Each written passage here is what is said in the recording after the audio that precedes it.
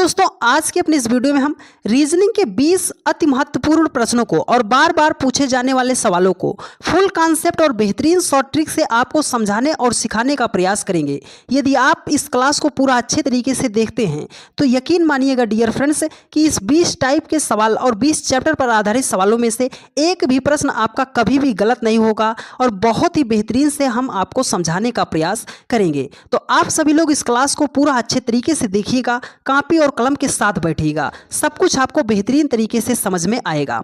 और आज की यह क्लास जो है dear friends SSC CGL, CSL, NTPC, group D, railway, LP technician, UPSI, UPP सभी एग्जाम की दृष्टि से मोस्ट इंपॉर्टेंट है।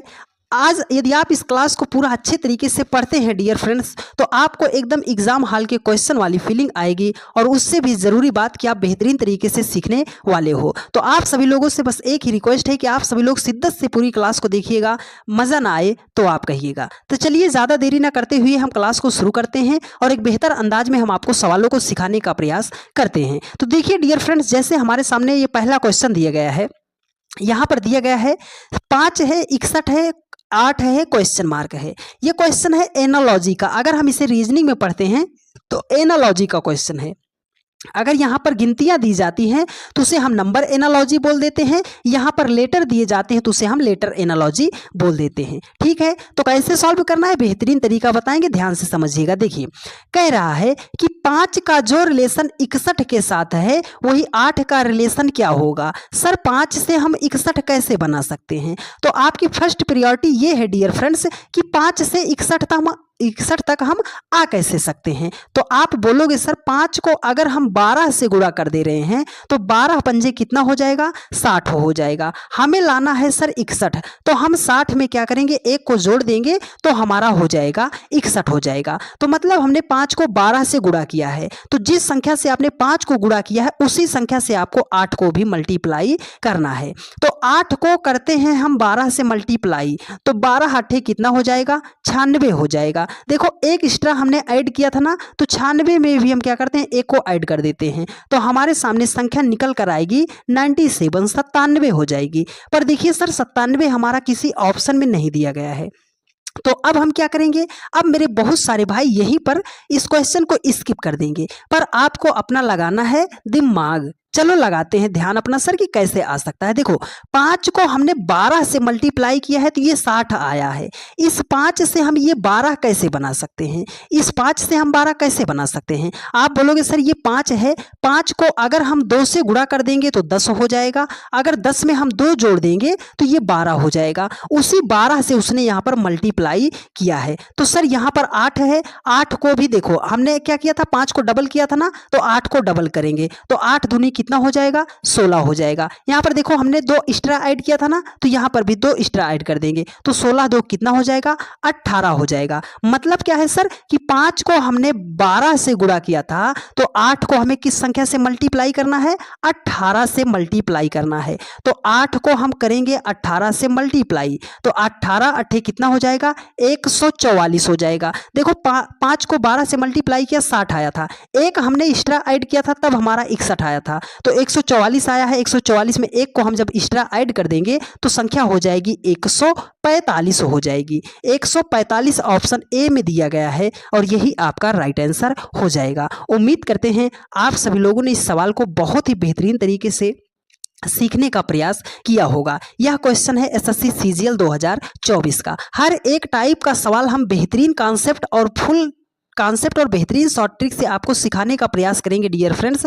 और जितने टाइप के सवाल आपको बताएंगे उम्मीद करेंगे कि भविष्य में आपका क्वेश्चन गलत ना हो, इस तरीके से हम समझाने का प्रयास करेंगे। तो आपसे केवल एक ही चीज़ मांग रहे हैं डियर फ्रेंड्स कि आप सभी लोग अपना समय दीजिए और बेहतरीन तरीके से सीखने का प्रयास कीजिए। एक भी प्रश्न ऐसा नहीं होगा कि आपको समझ में नहीं आएगा। देखिए ये क्वेश्चन है डाइस का। कह रहा है कि निम्नलिखित प्रश्न में पासे की 2 स्थितियाँ दी गई हैं, फलक 5 के विपरीत सतह ज्ञात कीजिए। ये पहला पासा है, ये दूसरा पासा है, 2 पासे दिया गया है। इसमें पूछ रहा है कि ये जो संख्या 5 है ना, ना, इसके हमें विपरीत संख्या क्या होगी ज्ञात करना है। तो देखो एकदम बेहतरीन तरीका बता रहे हैं, पूरा चैप्टर सॉल्व कर ले जाओगे, लेकिन मेरी बातों को आप ध्यान से समझिएगा। पहली और ज़रूरी बात हमेशा याद रखिएगा जब भी हम पासे के सवाल को सॉल्व करेंगे। ज़रूरी बात क्या है सर? कॉमन की बात क्या है? कॉमन की। कॉमन मतलब क्या होता है सर? उभयनिष्ठ संख्या। उभयनिष्ठ संख्या का मतलब कोई ऐसी संख्या जो दो जगह, कम से कम दो जगह पर मिले और उससे ज़्यादा कितनी भी बार मिले तो उसे हम बोलते हैं कॉमन। दूसरी और ज़रूरी बात याद रखिएगा कि अगर एक पासे में हम क्लॉकवाइज चल रहे हैं, किसी संख्या को पकड़कर उसके राउंड ऐसे क्लॉकवाइज चल रहे हैं, तो दूसरे पासे में भी हमें क्लॉकवाइज ही चलना पड़ेगा। ये दो बातें आप हमेशा याद रखिएगा, आपका कोई सा भी सवाल सॉल्व हो जाएगा। तो चलो हम ढूंढते हैं सर कॉमन। सबसे पहले कॉमन संख्या को ढूंढते हैं। 2 है, 3 है, 6 है, 6 है, 5 है, 3 है। दोनों में कॉमन क्या दिखाई दे रहा है सर? 6 3 यहाँ भी है, 6 3 यहाँ भी है, तो एक ही संख्या बच रही है 5 और इधर एक संख्या बच रही है 2। तो देखो 5 का विपरीत सीधा सीधा आप बोल दो क्या होगा? 2 होगा। 2 ऑप्शन सेकंड में है और यही आपका राइट आंसर हो जाएगा। एक शॉर्ट ट्रिक्स आप इस क्वेश्चन को करने का देख लो, स्टार बना के लिख लीजिएगा कि यदि किसी पासे में 2 फलक आपको कॉमन दिखाई दे जाएं, 2 फलक जब भी आपके कॉमन दिखाई दे जाएंगे तो बची हुई संख्या डायरेक्ट बची हुई संख्या के अपोजिट हो जाएगी। यदि आप इतना जानते हैं कि 6 3 इसमें है, 6 3 इसमें है, तो डायरेक्ट 5 का अपोजिट 2 पे आप टिक कर सकते थे। उम्मीद करते हैं आप सभी लोगों ने मेरी बातों को बहुत ही ध्यानपूर्वक समझने का प्रयास किया होगा। चलिए डियर फ्रेंड्स, चलते हैं एक बहुत ही बेहतरीन सवाल पर। वेन डायग्राम के सवाल जब भी आते हैं एग्जाम में तो मेरे बहुत सारे भाई इससे घबरा जाते हैं कि सर वेन डायग्राम के सवाल कैसे सॉल्व करेंगे।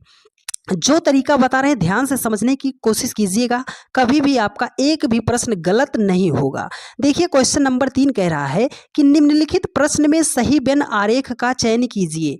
पुरुष हैं, चाचा हैं, शिक्षित हैं। तो बहुत सारे भाई इसको हमारा जो है ऑप्शन से बनाने लगता है, तो ऑप्शन से बनाने पर आप गलत कर देते हो। तरीका हम बता रहे हैं, आप ऐसे समझो। आप ये बताओ क्या दुनिया का जितना भी पुरुष होता है, दुनिया के जितने भी पुरुष हैं वो सब चाचा हो जाते हैं? आप बोलोगे सर दुनिया के सारे पुरुष चाचा हो, ये जरूरी नहीं है। मान लो आप में से कुछ लोग ऐसे होंगे जो घर की इकलौती संतान हो, अपने पापा की इकलौती संतान हो और आपके पापा भी अकेले हैं, है ना, आप भी अकेले हो, तो आपका कोई भाई नहीं है, उसके बच्चे नहीं है, तो आप तो इकलौती ही हो संतान हो, तब आप किसी के चाचा नहीं बन सकते। मतलब यहाँ से है कि सर दुनिया का हर एक पुरुष चाचा नहीं हो सकता। आप ये बताओ क्या दुनिया के जितने भी चाचा हैं वो सब शिक्षित ही होते हैं? तो आप में से कुछ के चाचा पढ़े लिखे होंगे, लेकिन कुछ के चाचा जो हैं वो शिक्षित नहीं होंगे, पढ़े लिखे नहीं होंगे, अनपढ़ ही होंगे, है ना।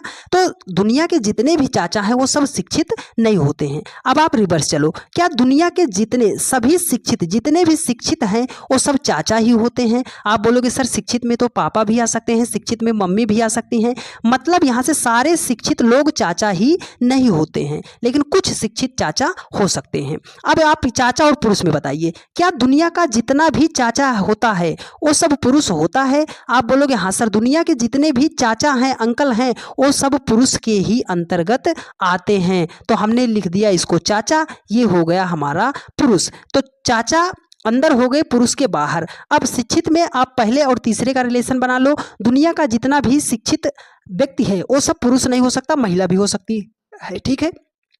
और सारे पुरुष शिक्षक शिक्षित नहीं हो सकते हैं, तो कुछ का रिलेशन आएगा। तो इसको हम ऐसे बना देते हैं कुछ का रिलेशन कि कुछ चाचा शिक्षित भी होंगे और चाचा जो है पुरुष भी हैं, ठीक है। ऐसा ऑप्शन आपको कहाँ पे दिखाई दे रहा है? ऑप्शन ए में दिखाई दे रहा है और यही आपका राइट आंसर हो जाएगा। जो तरीका बताए हैं आपको हो सकता हो लेंदी लग रहा हो डियर फ्रेंड्स, लेकिन यकीन मानिएगा यदि आप जाके सवालों को प्रैक्टिस कर लेते हैं इस टाइप से, तो महज 2 से 3 सेकंड में आप किसी भी सवाल का जवाब दे पाओगे और 100% सही गारंटी के साथ आप बोल सकते हो कि आपका राइट आंसर है।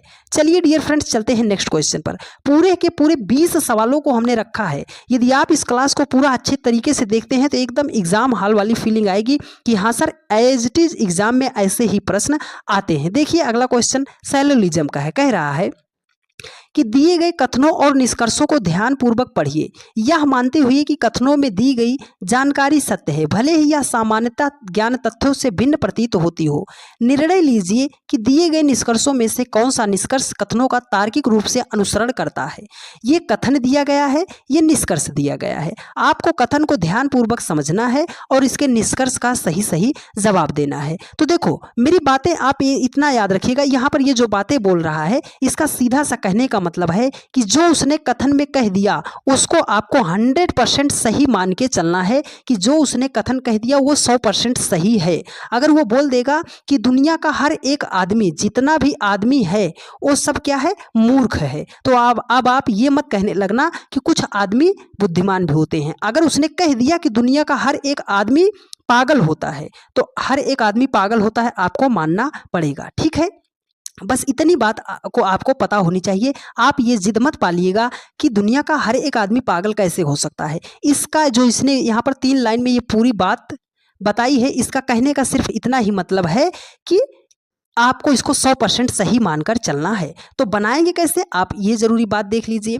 देखो, जब भी कुछ का रिलेशन आएगा तो दो गोला आपस में ये हल्का सा टचिंग में होगा, इसका मतलब कुछ का है। सभी का होगा तो एक गोला क्या होगा, पूरा बाहर हो जाएगा, एक अंदर हो जाएगा, तो वहां पर सभी का रिलेशन होगा।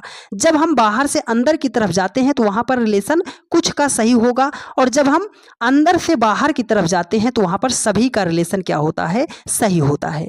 ठीक है, मेरी इतनी बातों को आप ध्यानपूर्वक समझिएगा। चलिए अब हम बनाते हैं इस ग्राफ को, ग्राफ के माध्यम से बताएंगे। देखो, कह रहा है कथन, कुछ सितारे बटन है। कह रहा है कि कुछ सितारे क्या हैं, बटन है। तो सर सितारा हमने मान लिया ये गोला हमारा क्या हो गया, सितारा हो गया। कह रहा है कि कुछ सितारा बटन है, तो कुछ का रिलेशन हमने बताया, एक गोला हल्का टचिंग में होगा, ये जितना टचिंग में है ना, ये इतना सितारा क्या है, बटन भी है। क्या है, बटन भी है। कुछ सितारा बटन हो गया। कह रहा है कि कोई बटन क्लिप नहीं है, ये एक भी बटन, जितना भी बटन है ये क्या है, क्लिप नहीं है। क्या नहीं है, क्लिप नहीं है। तो हमने इसको कह दिया कि चलो सर कोई भी बटन क्लिप नहीं है। अब देखो, कह रहा है कि सभी बटन जो है रिबन है। सर बटन यहाँ पर है, ये जितना भी बटन है मतलब पूरा का पूरा बटन जो है ये क्या है, रिबन है। क्या है, रिबन मतलब फीता है, रिबन है। ठीक है, अब निष्कर्ष पे आपको चलना है, इसी के अकॉर्डिंग आपको देखना है। ये जो आपके सामने ग्राफ बना है, कह रहा है कि कुछ सितारे रिबन है। सर सितारा यहाँ है, रिबन यहाँ है, दोनों का हल्का गोला टचिंग में है। जब गोला टचिंग में है तो वो बात आपकी 100% सही हो जाएगी। कह रहा है कि कुछ रिबन बटन है। सर रिबन यहाँ है, बटन यहाँ है। देखो रिबन अंदर गोले में है, ओ सॉरी डियर, बटन अंदर गोले में है, रिबन बाहर गोले में है।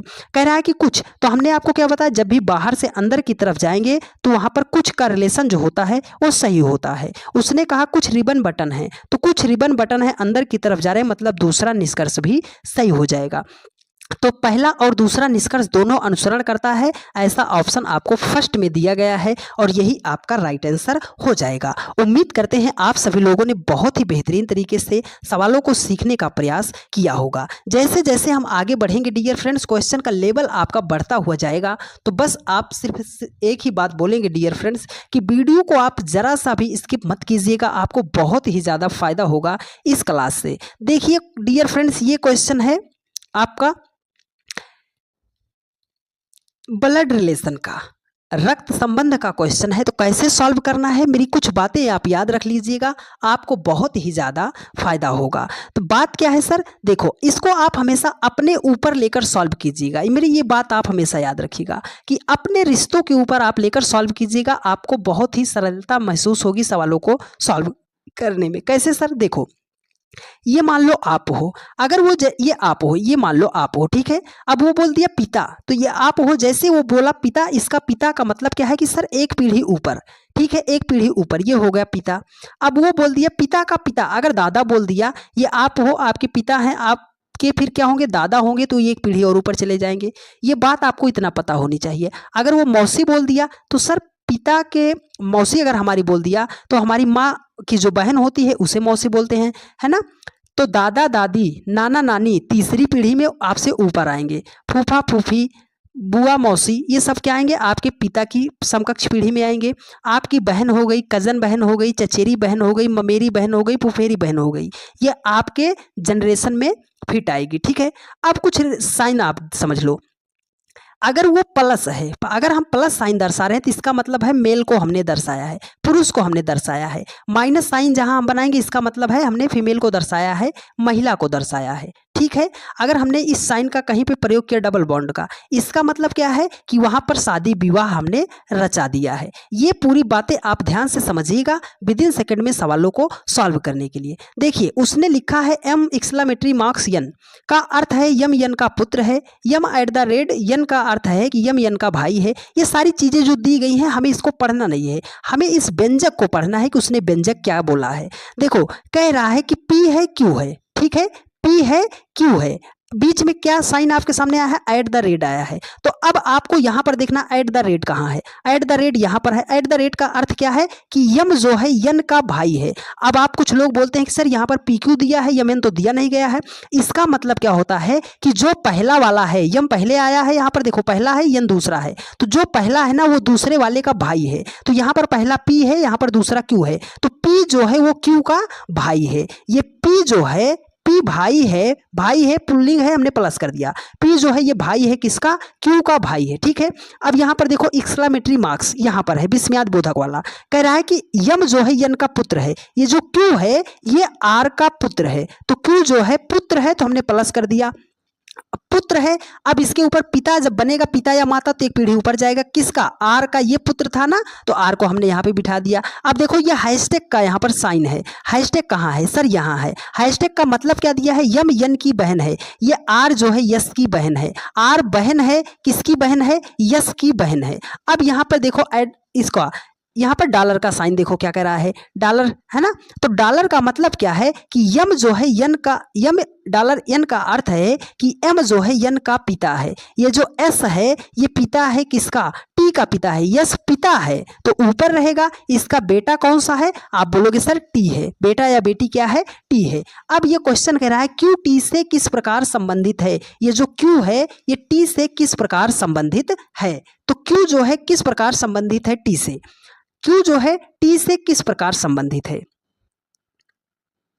देखो ये क्यू जो है टी से किस प्रकार संबंधित है, ये आप हो, ये आपकी मम्मी है, ये आपकी मम्मी का भाई है, और ये भाई का क्या हो जाएगा, बेटा या बेटी हो जाएगा। तो आप जो है उसके क्या लगोगे, आप बोलोगे सर हम तो कजन लगेंगे, क्या लगेंगे, कजन लगेंगे। तो कजिन जो है किस ऑप्शन में है, ऑप्शन थर्ड में दिया गया है, और यही आपका राइट आंसर हो जाएगा। उम्मीद करते हैं मेरे हर एक भाई बहन ने बहुत ही बेहतरीन तरीके से सवालों को बहुत ही बेहतरीन तरीके से समझने का प्रयास किया होगा। चलिए डियर फ्रेंड्स चलते हैं नेक्स्ट क्वेश्चन पर। देखिए अगला क्वेश्चन है, ये है अभी हमने आपको बताया था लेटर, अगर यहाँ पर एक आपको रेशियो दिखाई दे रहा है, दूसरा प्रोपोर्शन दिखाई दे रहा है, इसका मतलब है ये क्वेश्चन है एनालॉजी का। अगर यहाँ पर लेटर दिए हैं तो इसका मतलब है लेटर एनालॉजी का क्वेश्चन दिया गया है, ठीक है। चलिए क्वेश्चन को पढ़ते हैं और बेहतरीन तरीके से सॉल्व करते हैं। देखिए कह रहा है उस विकल्प का चयन कीजिए जो पांचवें अक्षर समूह से उसी प्रकार संबंधित है जिस प्रकार दूसरा अक्षर समूह पहले अक्षर समूह से संबंधित है और चौथा अक्षर समूह तीसरे अक्षर समूह से संबंधित है। इसको सिंपल भाषा में हम आपको ऐसे समझा रहे हैं कि आप ऐसे समझ लो कि गुड को जिस प्रकार उसने IMQB लिखा है, केयर को जिस प्रकार उसने IYTC लिखा है, तो सेब को हम क्या लिख सकते हैं, बस इतनी सी बात है।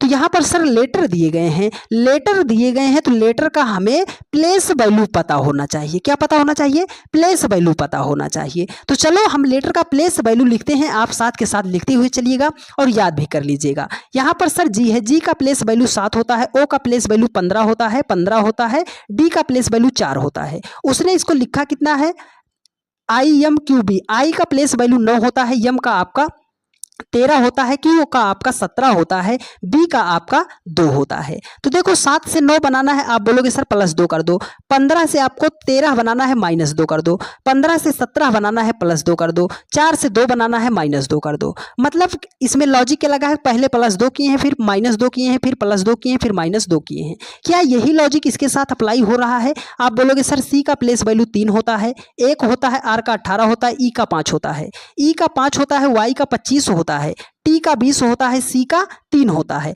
तो पहले प्लस करेंगे, तो 3 से 5 जाने के लिए 2 प्लस करेंगे, है ना। 1 से 25 आने के लिए -2 करेंगे, तब आप वाई पे आ जाओगे। यहाँ पर 18 है, 18 से 20 जाने के लिए +2 करेंगे, 5 से 3 आने के लिए -2 करेंगे। मतलब लॉजिक क्या है सर कि हम इसका प्लेस वैल्यू लिखेंगे, उसमें +2 करेंगे। चलो सर यस का कितना होता है, 19 होता है, ए का 1 होता है, भी का जो है 22 होता है, ई का 5 होता है। पहले +2 कर देते हैं, तो 19 2 कितना हो जाएगा 21, फिर -2 करते हैं। -2 करने का मतलब कि आपको जेड से उल्टा चलना है, तो जेड से क्या करना है, उल्टा चलना है। तो ए से अगर 1 आप माइनस गए तो जेड पे है, और जेड से 1 माइनस करोगे तो कहाँ पहुंचोगे, वाई पर पहुंच जाओगे। ये आप इतना ध्यान से समझ लीजिएगा, ठीक है। यहाँ पर क्या है, पहले +2 -2, फिर क्या करेंगे, +2 करेंगे। तो 22 में 2 को ऐड करेंगे तो हो जाएगा आपका 24, और इससे 2 माइनस करेंगे तो हो जाएगा आपका 3। देखो 21 पे कौन सा लेटर आता है, यू आता है। वाई को तो हमने लिख दिया। 24 पे कौन सा लेटर आता है, एक्स आता है।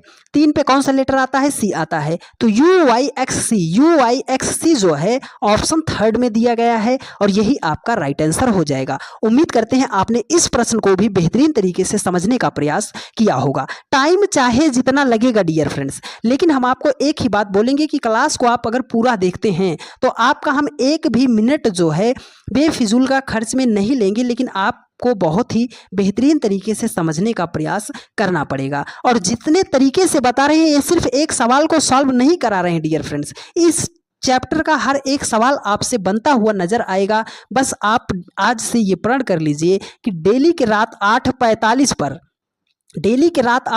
पर हम क्लास से जुड़ेंगे, और 30 प्रैक्टिस सेट को लगातार हम निरंतरता के साथ, खाना नहीं खाएंगे सर चलेगा, लेकिन 30 प्रैक्टिस सेट को हम लगातार ध्यानपूर्वक पढ़ने का प्रयास करेंगे। पूरी रीजनिंग आपकी हाथों में ना ला दिया डियर फ्रेंड्स, तब आप कहिएगा। इसकी अलग से प्लेलिस्ट बना देंगे हम। जितने भी लोग आप देखोगे, अगर आपकी कोई क्लास मिस हो जाती है तो आप प्लेलिस्ट से जाकर देख लीजिएगा।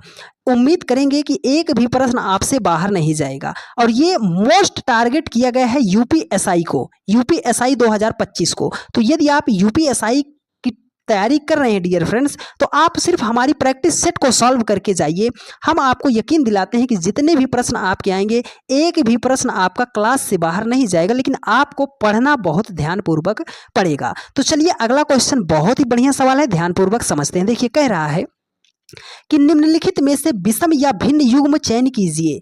यहाँ पर 4 ऑप्शन दिए गए हैं। इसका कहने का मतलब है कि 4 ऑप्शन है, चारों में से जो सबसे अलग है उसे हमें निकालना है। तो चलो सर, हाथ है, हाथ को उसने बताया है उंगलियां। टांग है, टांग में उसने बताया है पांव का अंगूठा। वृक्ष है, वृक्ष में उसने बताया है शाखा। बेंच, मेज है, बेंच है। तो आप ये बताओ सबसे अलग आपको क्या दिखाई दे रहा है। सर हाथ होता है, हाथ में उंगलियां होती हैं। टांग होता है, टांग में जो होता है हमारे पैर का अंगूठा भी होता है। वृक्ष होता है तो उसमें शाखाएं होती हैं। मेज और बेंच में कोई रिलेशन दिखाई दे रहा है आपको? आप बोलोगे नहीं सर, मेज अलग है, बेंच अलग है ना। ये जो है हाथ, हाथ से संबंधित है उंगलियां, टांग है, टांग से संबंधित है अंगूठा, वृक्ष है, वृक्ष से शाखाएं संबंधित है, मेज और बेंच अलग अलग है ना। तो ये क्या हो जाएगा आपका सबसे अलग यही है, और यही तो हमें निकालना था कि सबसे अलग हमारा कौन सा भिन्न युग्म है। इसलिए ऑप्शन 4 आपका राइट आंसर हो जाएगा। चलिए डियर फ्रेंड्स चलते हैं नेक्स्ट क्वेश्चन पर। अगला क्वेश्चन बहुत ही शानदार क्वेश्चन है। देखिए ये क्वेश्चन है कोडिंग डिकोडिंग का, बहुत ही प्यारा क्वेश्चन है। देखिए कह रहा है कि एक निश्चित कूट भाषा में एप्पल को उसने लिखा है ZKKOV के रूप में कूटबद्ध किया जाता है, और ग्रेप को TIZKV के रूप में कूटबद्ध किया जाता है। तो पियर्स को किस प्रकार कूटबद्ध किया जाएगा? तो वही बात है सर, लेटर हमें पता होना चाहिए। देखो एप्पल लिखा है, एप्पल का अगर हम प्लेस वैल्यू लिखते हैं तो सर ए हो जाएगा, ए का 1, पी का हो जाएगा 16, यल का हो जाएगा 12, ई का हो जाएगा 5। उसने लिखा कितना है इसका हम प्लेस वैल्यू लिख देते हैं। जेड का प्लेस वैल्यू 26 होता है, के का प्लेस वैल्यू 11, ओ का प्लेस वैल्यू आपका 15 हो जाएगा, और भी का प्लेस वैल्यू आपका 22 हो जाएगा। तो चलो इसमें हम लॉजिक ढूंढते हैं कि सर उसने लिखा कैसे है, उसने लिखा कैसे है। तो कोडिंग डिकोडिंग के सवालों को मेजरली 4 टाइप से सॉल्व करते हैं। 4 टाइप से मतलब क्या है, या तो पहले का रिलेशन पहले के साथ कर दे, या तो पहले का रिलेशन दूसरे के साथ कर दे, या तो हम पेयर बना ले। तो देखो अगर 1 से हम 26 बनाना चाहें तो हमें 25 को जोड़ना पड़ेगा।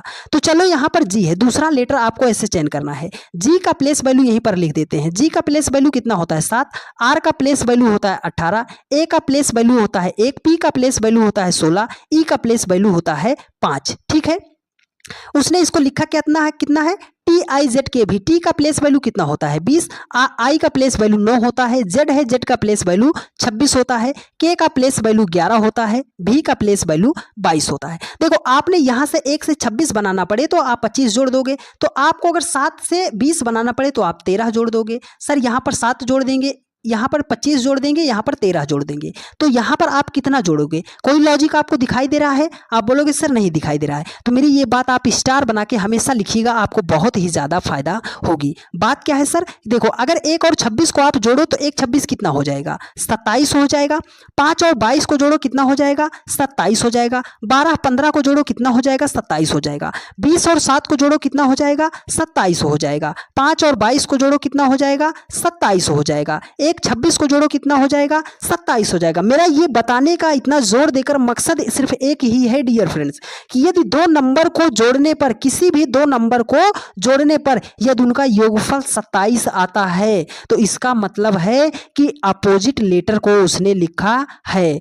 अब आई बात आपको समझ में, ए का अपोजिट जेड होता है, उसने जेड को लिखा है, पी का अपोजिट के होता है, उसने के को लिखा है, ई का अपोजिट भी होता है, उसने भी को लिखा है। तो जिन मेरे भाइयों को अपोजिट लेटर पता है वो तो विद इन सेकंड में इस प्रश्न का जवाब दे देंगे, लेकिन जो मेरे भाई नहीं जानते हैं अपोजिट लेटर, जिनको नहीं याद है, उनके लिए हम ये तरीका बता रहे हैं। अपनी क्लास का सिर्फ एक मकसद है डियर फ्रेंड्स, कि मेरा एक भी भाई जिसको आज तक भी कहीं पर समझ में नहीं आया है वो यहाँ से यह कहकर ना जा पाए कि सर हमें आज भी आपकी क्लास में समझ नहीं आया। तो चलिए, यदि आपको समझ में आया है तो आप फटाफट एक बार शेयर कर दीजिए वीडियो को, हम आपको क्वेश्चन सॉल्व करने का तरीका बताते हैं। देखो पी है, पी का प्लेस वैल्यू 16 हो जाएगा, ई का प्लेस वैल्यू 5 हो जाएगा, ए का प्लेस वैल्यू 1 हो जाएगा, आर का प्लेस वैल्यू 18 हो जाएगा, यस का प्लेस वैल्यू 19 हो जाएगा। अब आप ये बताओ 16 में आप कितना जोड़ोगे कि आपका क्या हो जाए 27 हो जाए? आप बोलोगे सर 11 को ऐड कर दो, 5 में कितना जोड़ोगे 22 को जोड़ दो, 1 में कितना जोड़ोगे 26 को जोड़ दो, 18 में 9,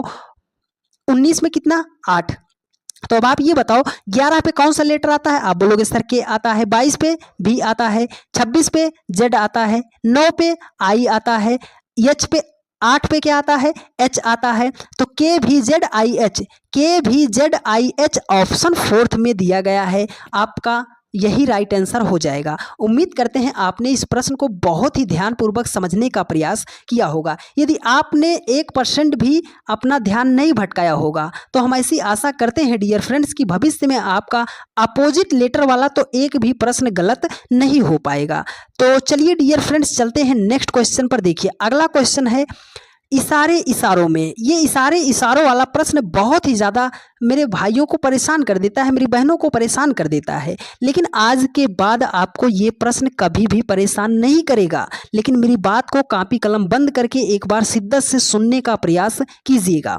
हमने वही बात बताई है सर कि जब भी प्रश्न आएगा इसको आप अपने ऊपर लेकर सॉल्व कीजिएगा। कैसे लेना है आपको बताते हैं। देखिए कह रहा है कि तस्वीर में एक व्यक्ति की ओर इशारा करते हुए राज ने कहा, कहीं पर तस्वीर है, कह कौन रहा है राज कह रहा है, तो हमने इसको ऐसे बना दिया कि ये राज है, ये कुछ कहीं पर तस्वीर है उसके बारे में कह रहा है कि वह मेरे दादा, जो तस्वीर में है वो राज के दादा, जो तस्वीर में है वो राज के दादा। तो राज के दादा कब होंगे? तो राज के कोई पिताजी होंगे, और पिताजी के जब पिताजी होंगे तो वो राज के हो जाएंगे दादा। इतनी बात हमने बता दिया। देखो कह रहा है कि वह मेरे दादा के इकलौते पुत्र, मेरे ये दादा हो गए, उनके इकलौते पुत्र का मतलब ये पुत्र, इकलौते पुत्र अजय। तो इनका जो इकलौता, मेरे दादा का जो इकलौता पुत्र था वो था अजय।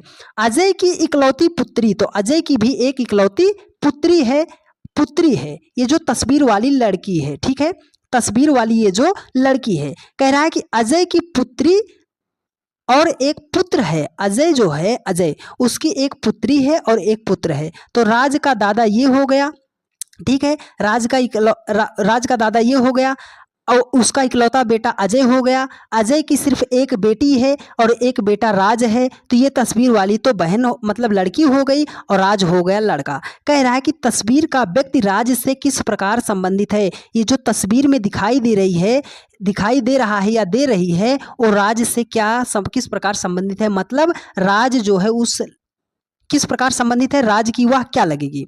तो आप बोलोगे सर इसको हम अपने ऊपर ले लें, आप ले लो। देखो ये आप हो, ये आपके पिताजी हैं और आपके पिताजी की ये बेटी है, ठीक है। तो आपकी क्या लगेगी, आप बोलोगे सर वो तो मेरी बहन लगेगी, भैया मेरे राखी के बंधन को निभाना, है ना।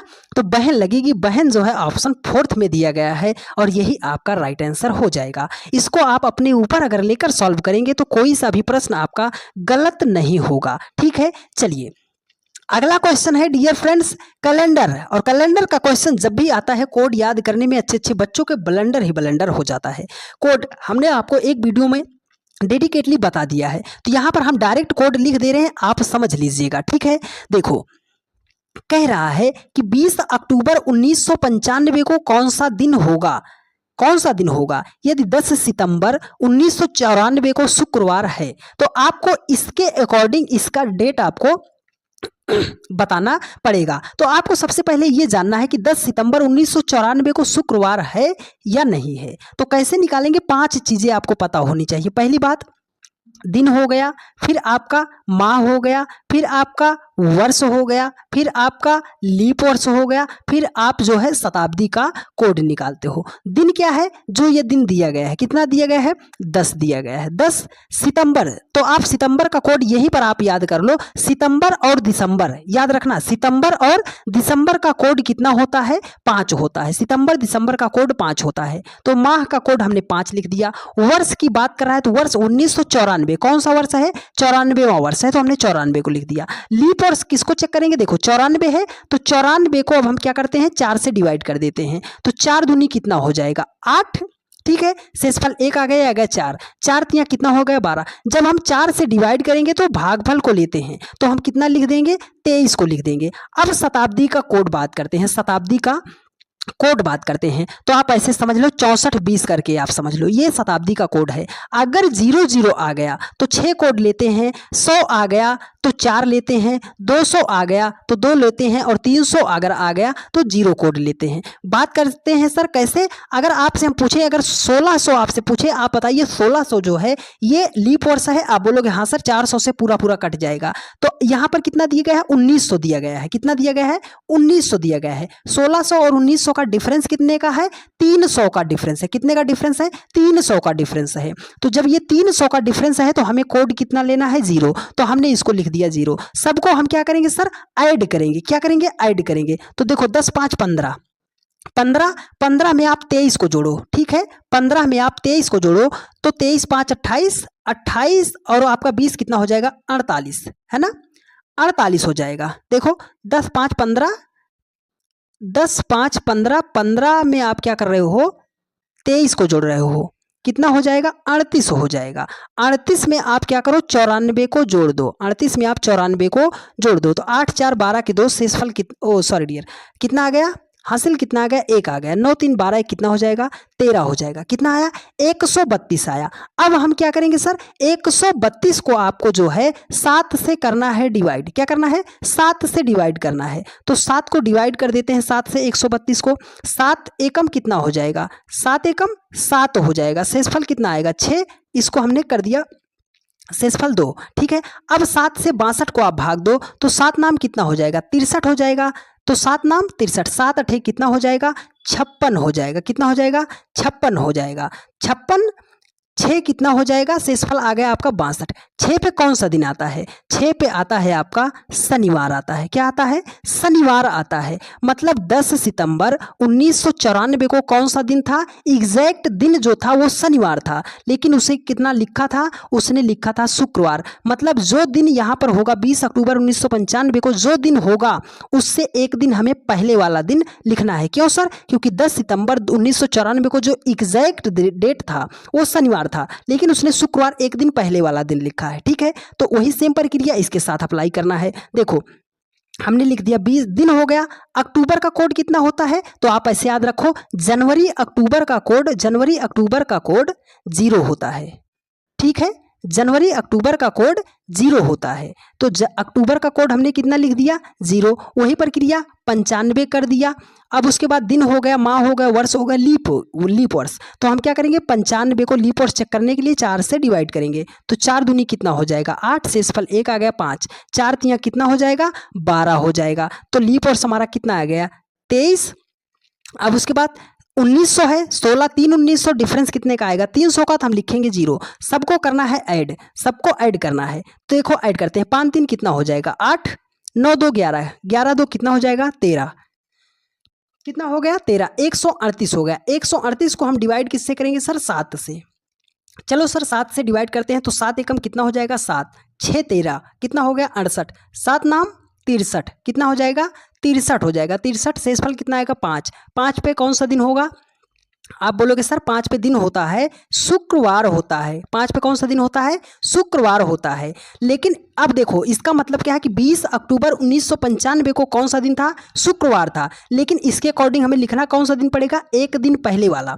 तो एक दिन पहले, शुक्रवार के पहले कौन सा दिन आता है, आप बोलोगे सर गुरुवार आता है। कौन सा दिन आता है, गुरुवार आता है। तो गुरुवार किस ऑप्शन में है, ऑप्शन 3 में दिया गया है, और यही आपका राइट आंसर हो जाएगा। उम्मीद करते हैं आप सभी लोगों ने इस सवाल को भी बेहतरीन तरीके से सीखने और समझने का प्रयास किया होगा।